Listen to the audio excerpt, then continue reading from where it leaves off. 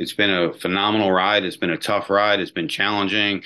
Our backs have been in the corner plenty of times. We've fought our way out, and we feel like we're a major player in combat sports right now. 5 years into this thing, not just creating a new promotion, creating a new sport, creating a new phenomenon in combat sports, having to get it regulated, legalized, accepted, having to get everybody to just understand what this thing is, Yeah. and grow a promotion and grow stars in those 5 years as well. So it certainly has been a challenging 5 years. It's been a very rewarding 5 years as well.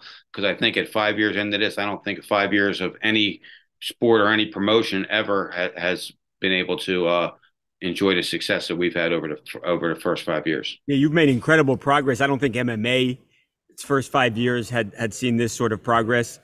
In many ways, we watched it happen with MMA, which is obviously widely accepted now across the country, David. It does seem like BKFC, though, and bare knuckle boxing as a whole, is becoming more and more accepted as I think states see that, hey, this is a sport. This is not barbaric. This is a sport, and there's skill here. Have you sensed that things are changing in the way maybe politicians who don't exactly watch combat sports on a regular basis, that they have sort of they're starting to change the way they feel about the sport? Absolutely. A lot of people ask what's my toughest obstacle that I had to overcome with BKFC, and it was just changing people's perception on it, right? The perception on it was a backyard street fight, a bar fight, anything but that. We have the best combat sports athletes in the world. We have the best medical team in the world. We really do. We've compiled data. We know that it's not as dangerous as the other combat sports. We now have that data to show these regulators, to show these politicians, show these state athletic commissions. Now they kind of understand, and I think that's making our job a little easier. But I think the easiest part about this thing is that it's just relatable to everybody, right? Everybody in the world has either watched at some point or another or been in a bare knuckle fight in their life. Everybody kind of knows what it is. So because of that, it helped us transition, I believe. You know, you've developed your own stars. You've had guys who are already stars in the combat sports space. Obviously, we saw Luke Rockhold, we saw Mike Perry, we saw Eddie Alvarez, Chad Mendes. I mean, these are real big names. You had Conor McGregor in your squared circle after your last event. Um, who you're going after now, David? It seems like you are just continually bringing in these big name fighters, men and women.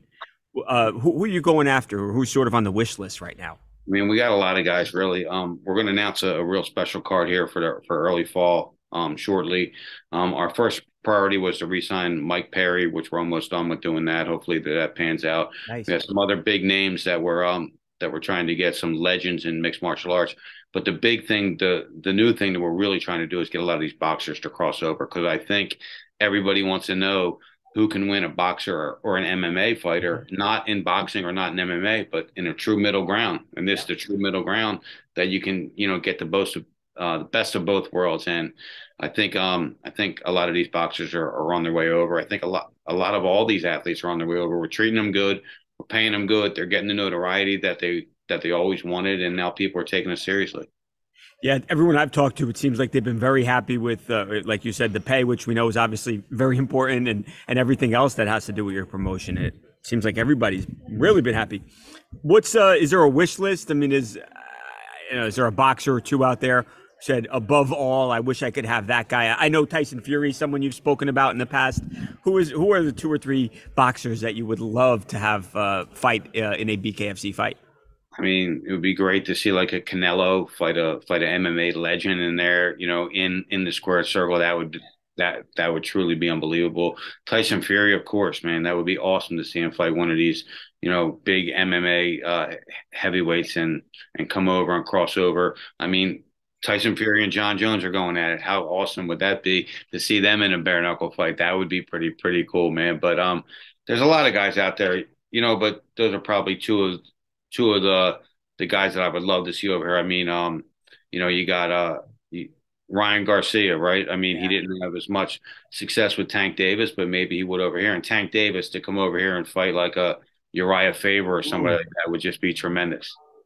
Yeah, that would be incredible. And you're right. I mean, that John Jones and Tyson Fury, it makes a ton of sense. I think everybody feels like if it was just boxing, obviously Tyson's gonna, handle John pretty Sure. easily, and vice versa if it was MMA. But right, a true middle ground where John could clinch a little bit. Yeah.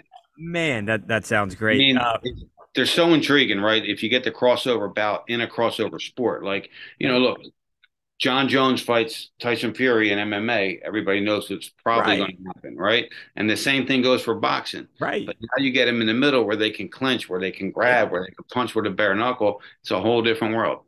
Right. That's what I've always felt about matchup fights is Right. right. It's just always so skewed to whoever is whoever's discipline it is. So I Yeah. love that idea.